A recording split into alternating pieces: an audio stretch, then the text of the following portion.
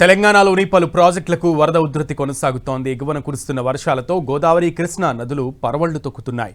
పెద్దపల్లి జిల్లాలో 2 రోజులుగా కురుస్తున్న వర్షాలతో శ్రీపాద ఎల్లంపల్లి ప్రాజెక్టులో నీటి మట్టం అంతకంతకు పెరుగుతోంది. 20 టీఎంసీ సామర్థ్యం గల ఈ ప్రాజెక్టులో ప్రస్తుతం 13 టీఎంసీల నీటి నిల్వ ఉంది. ప్రాజెక్ట్ ఇన్ఫ్లో 46,042 క్యూసెక్లు, అవుట్ఫ్లో 12,975 క్యూసెక్కులుగా ఉంది. ఇక జగిత్యాల జిల్లాలోని మెట్పల్లి, మల్లాపూర్, ఇబ్రహీంపట్నం మండలాల్లో నిన్న అర్ధరాత్రి నుంచి ఎడతెరిపి లేకుండా వర్షం కురుస్తోంది. ఇక జయశంకర్ భూపాలపల్లి జిల్లాలోని మేడిగడ్డ బ్యారేజ్లో మొత్తం 85 గేట్లు ఎత్తివేశారు. బ్యారేజ్ పూర్తి సామర్థ్యం 16.17 టీఎంసీలు కాగా ప్రస్తుతం ప్రాజెక్టులో నీటి నిల్వ అనేది చేయడం లేదు. మేడిగడ్డ ఇన్ఫ్లో, అవుట్ రెండు కూడా 81,060 క్యూసెక్కులుగా ఉంది. ఇక జూరాల ప్రాజెక్టుకు భారీ వరద కొనసాగుతోంది. ప్రాజెక్టులోని మొత్తం 10 గేట్లు ఎత్తివేశారు.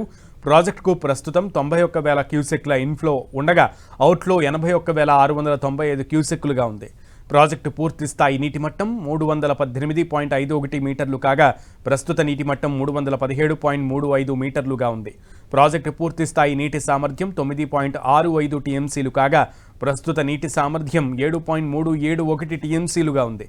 ఎగువ దిగువ జూరాల జల విద్యుత్ కేంద్రాల్లోని 10 యూనిట్లలో 395 మెగావాట్ల విద్యుత్ ఉత్పత్తి చేస్తున్నారు. నిజామాబాద్ జిల్లాలోని శ్రీరామ్ సాగర్ ప్రాజెక్టుకు స్వల్ప వరద కొనసాగుతోంది. ప్రాజెక్ట్ ఇన్ఫ్లో 6,250 క్యూసెక్కులుగా ఉంది. ప్రాజెక్టు పూర్తిస్థాయి నీటి మట్టం 1,091 అడుగులు కాగా ప్రస్తుతం 1,077 అడుగులుగా ఉంది. ప్రాజెక్ట్ నీటి సామర్థ్యం 80.5 టీఎంసీలు కాగా ప్రస్తుతం 16.96 టీఎంసీలుగా ఉంది. సంగారెడ్డి జిల్లా సింగూరు జలాశయానికి స్వల్పంగా వరద ఉధృతి కొనసాగుతోంది. ప్రాజెక్టుకు 517 క్యూసెక్ల ఇన్ఫ్లో, 470 క్యూసెక్ల అవుట్ఫ్లో ఉంది.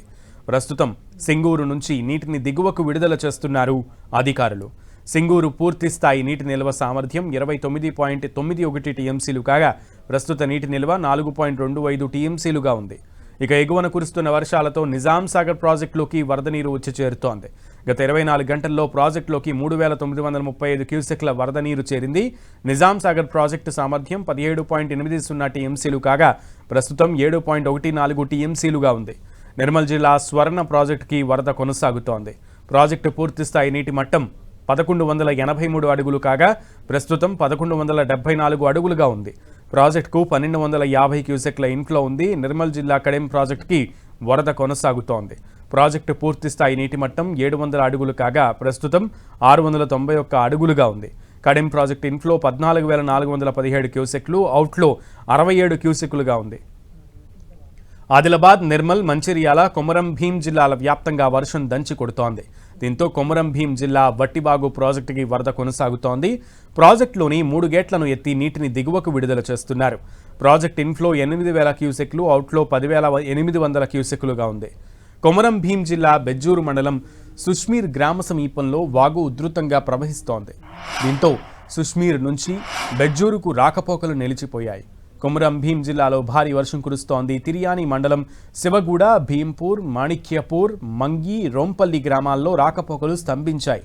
వాగులు, లెవెల్ వంతెనలు ఉధృతంగా ప్రవహించడంతో పలు ప్రాంతాలకు రాకపోకలు నిలిచిపోయాయి. ఇక భారీ వర్షాలతో నిర్మల్, కొమరం భీం జిల్లాల్లోని విద్యాసంస్థలకు జిల్లా కలెక్టర్లు ఇవాళ సెలవులు ప్రకటించారు.